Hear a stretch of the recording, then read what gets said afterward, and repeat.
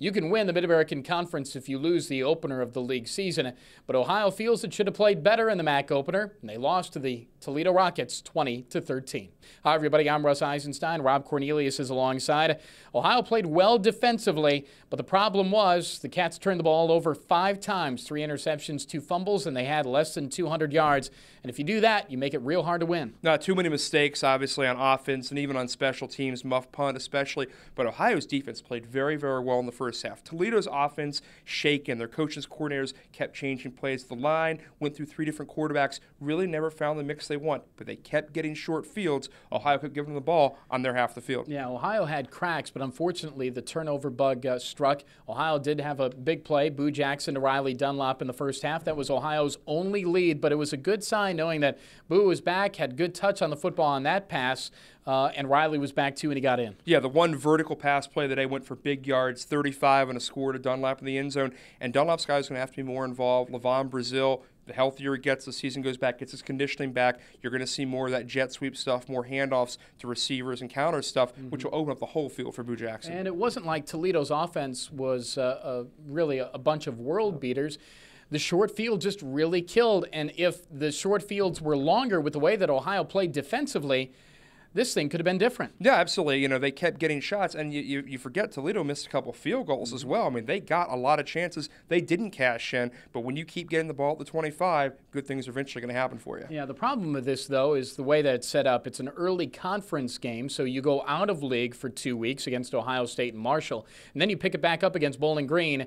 There's a long time to think about this. It's a long conference season, but you have a couple of weeks to get nice and upset for when Bowling Green comes to town. No, I mean, you're obviously down a break. You can go 7-1 and win this league pretty easily, but now you have 2 weeks to stew, 2 weeks to think about this while playing good opponents at Ohio State, at Marshall, and then you get BG in a few weeks. BG a loser today by a couple scores. But Tulsa, BG's not a miserable football team. That's a tough out.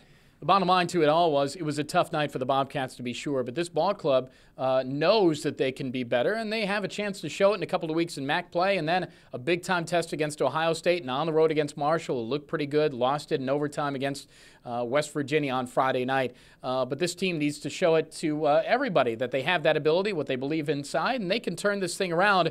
You know, last year, Ohio did lose a conference game at home, so we know good things can happen. No, we know this defense can get stops. This is a very, very good MAC defense. That'll bear itself out over the next 9 or 10 weeks. But right now, Ohio's got to find a mix on offense that gets you yards and gets you points, and it'll be Boo Jackson and maybe a healthy Phil Bates. And the coach is going to look a lot at film at that O-line, at that quarterback position. A lot of things to correct, to be sure, but there's time to correct them, and then it's off to Ohio State. A state school has not beaten Ohio State in a million years. It's been since the early 1900s since that happened.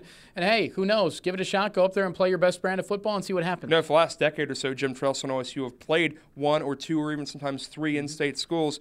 Give it a shot. Ohio winning, almost got the surprise in '99, almost gets the surprise in '08. This is not a task that is insurmountable. Yeah, play strong. We'll see what happens in Columbus coming up on Saturday. But unfortunately, Ohio turned the ball over, couldn't get the offense going. The defense looked pretty good.